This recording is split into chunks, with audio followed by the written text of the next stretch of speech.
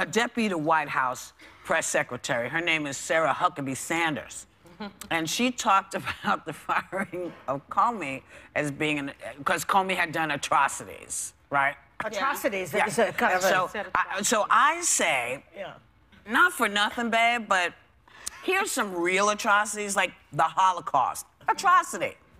9/11 attacks, Rwanda genocide, Armenian genocide, Sandy Hook shooting, Darfur. Those are atrocities. Overstepping your bounds, not so much. Yeah. So I just want to make sure that since you're going to be the person who's giving us the information, who's communicating, is she taking over for Spicer? I think if he's having a little breakdown and he's hiding in the bushes, yeah. It looks like she's testing for that job. I think he's hiding from Trump. I really do. Maybe. Really? Yeah. Maybe he's hiding from her. He's got to go further than the bushes. Yeah. He has, that guy. Like the bushes won't let him in the door. No, he has a tough job. I mean, I wouldn't want to get on TV every day and have to defend some of the stuff that he does. I wouldn't want to have to do that job. Yeah.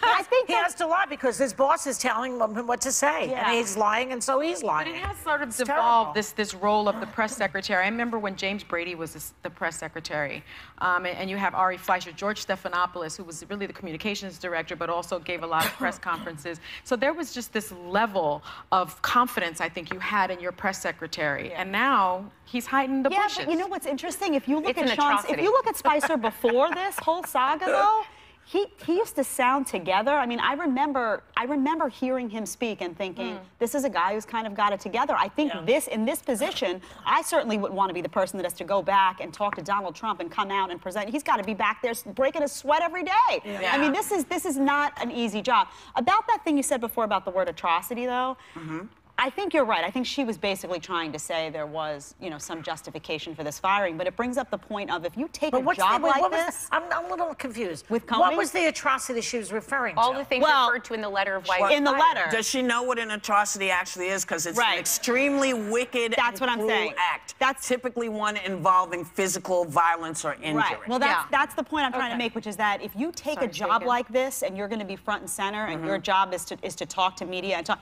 You need to think before you speak. You need to choose your words carefully. Yeah. She needs Roger's thesaurus. Look up a better word. There's an app for that. Yeah.